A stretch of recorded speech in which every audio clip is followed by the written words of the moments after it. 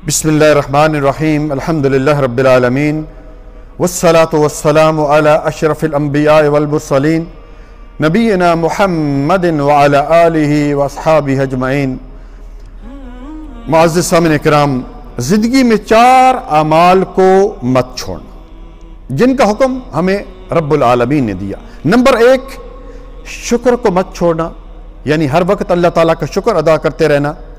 काल अल्लाह ताला, अल्लाह रब्बुल आलमीन का फरमान, लइन शकरतुम लअज़ीदन्नकुम, तुम शुक्र करोगे मैं और ज़्यादा दूंगा।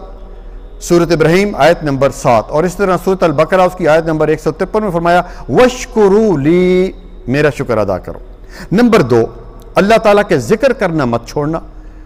काल अल्लाह ताला, अल्लाह रब्बुल आलमीन का फरमान, फज़कुरूनी अज़कुरकुम, तुम मुझे याद करो यानी तुम मेरा जिक्र करो मैं तुम्हें याद करूंगा। सूरत अल बकरा आयत नंबर 153।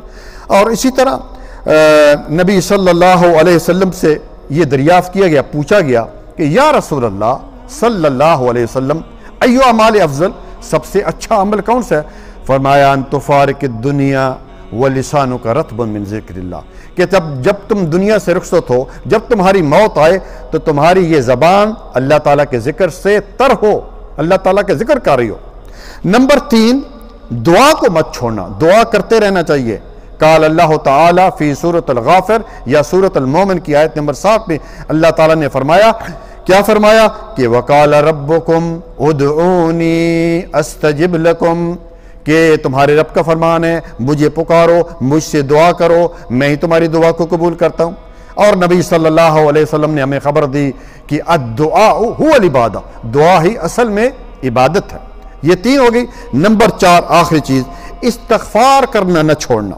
काल अल्लाह ताला, अल्लाह सुब्हानहु व तआला का फरमान सूरत अल-अनफ़ाल उसकी आयत नंबर 33 में कि वमा कान अल्लाहु मुअज़्ज़िबहुम व हुम यस्तग़फ़िरून, कि अल्लाह ताला उनको अज़ाब नहीं देगा जब तक कि वो इस्तिग़फ़ार करते रहेंगे। सुभान अल्लाह। तो ये 4 चीज़ों आप भी इन पर हमेशगी इख्तियार करो जिनका हमें अल्लाह रब्बुल आलमीन ने हुक्म दिया। सब पहले क्या है? शुक्र करना, हर वक्त अल्लाह ताला का शुक्र करते रहना चाहिए। दूसरी चीज़, अल्लाह ताला का जिक्र करते रहना चाहिए। तीसरी चीज़, अल्लाह ताला से दुआ मांगनी चाहिए। याद रखिए गैरुल्लाह से दुआ मांगना बहुत बड़ा शिरक है। और चौथी चीज़, हमेशा जो है इंसान इस्तिग़फ़ार करता रहे। और अल्लाह ताला ने भी कुरान करीम में क्या फरमाया? सूरत नूह आयत नंबर 10 और 11 और 12 में, फ़कुल्तुस्तग़फ़िरू रब्बकुम इन्नहु काना गफ़्फ़ारा युरसिलिस समाअ अलैकुम मिदरारा व युमदिदकुम बिअमवालिन व बनीन व यजअल लकुम जन्नातिन व यजअल लकुम अनहारा।